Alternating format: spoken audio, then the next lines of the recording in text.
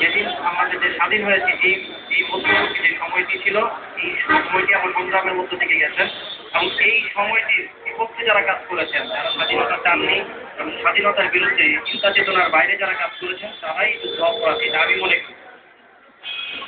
আমি এই বাংলাদেশের একজন নাগরিক হিসাবে এটা আমার গণতান্ত্রিক অধিকার, আমার জন্মগত অধিকার এই বিচারটার পক্ষে রায় দেয়া। আমিও বিচারটির পক্ষে। কিন্তু বর্তমান সময়ে বিভিন্ন রাজনৈতিক দলের বিভিন্ন মতাদর্শের লোকজনের কাছ থেকে মিশ্র কিছু প্রতিক্রিয়া পাচ্ছি। আমরা স্বাধীনতার অনেক পরের প্রজন্ম, আমরা স্বাধীনতা দেখিনি। আমরা আপনাদের কাছ থেকে, মুরব্বীদের কাছ থেকে স্বাধীনতা সম্পর্কে শুনেছি, কিন্তু আমাদের আজকের এই প্রজন্ম অত্যন্ত দুর্ভাগা যে আমরা বিভিন্ন সময় বিভিন্ন প্রেক্ষাপটে স্বাধীনতার এই বিভিন্ন ধরনের কাহিনী আমরা শুনেছি। আসলে আমরা কোনটা নেব? এখানে আমার সহকর্মী, এখানে তারই উপস্থিত আছে, ছাত্রলীগের সভাপতি, আমার অত্যন্ত কাছের বন্ধু। ওর মতাদর্শে ও স্বাধীনতাটাকে হয়তো একরকম জেনেছে, আমি আমার মতাদর্শে আমার স্বাধীনতাকে আমি আরেক রকম ভাবে জেনেছি।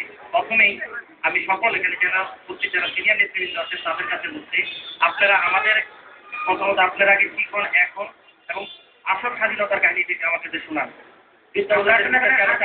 কোনো বক্তব্য না, আক্রমণাত্মক কোনো বক্তব্য দিচ্ছি না। সেটা হচ্ছে যুদ্ধাপরাধের বিচার আমরাও চাই, সেটা স্বচ্ছতার যে প্রশ্নটা সেটা স্বচ্ছতা থাকতে হবে। আজকে স্কাইপের যে প্রশ্ন হচ্ছে আপনাদের আন্তরিকভাবে ধন্যবাদ জানাচ্ছি, কিন্তু স্কাইপের খবর দিয়েই আমরা বিভিন্ন পত্রপত্রিকায় বিভিন্ন ধরনের খবর পেয়েছি। এভাবে হলে হয় কি, আমরা সবাই সন্ধিয়া হয়ে যায়। আসলে এখানে বিচার হচ্ছে না, প্রয়োজন হচ্ছে। বিচারটা যদি বিচার হয় তাহলে কিন্তু যারাই অপরাধ করেছেন তাদের কাছ থেকে আজকে যারা নতুন প্রজন্ম আছে আমরা শিক্ষা গ্রহণ করবো, আমরা একটা অপরাধ থেকে বিরত থাকবো এবং ভয় পাবো। কিন্তু এই বিচারের কাজ করে আজকে একজনকে ফাঁসি দিলে পরবর্তীতে সে যদি রাতারাতি হিরো বনে যায়, তাহলে আমাদের মতো নতুন প্রজন্ম যারা আছে এই কাজ দেখে আমরা একটা অপরাধ সংঘটিত করতে আমরা আবার নতুন করে উৎসাহিত হব।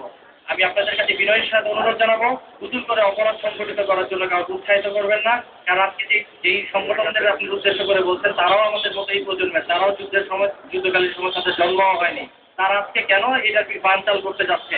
আপনারা সবাই সম্মিলিত হবে তাদের বিরুদ্ধে করুন, তাদেরকে মোটিভেট করুন। ইনশাআল্লাহ যুদ্ধের বিচার হবে, এই বাংলাদেশের জমিনে হবে। আশাবাদ ব্যক্ত করে আমার বক্তব্য এখানে শেষ করছি। খুদা হাফেজ। বাংলাদেশ জিন্দাবাদ। বাংলা জাতীয় ছাত্র পরিষদ। ধন্যবাদ।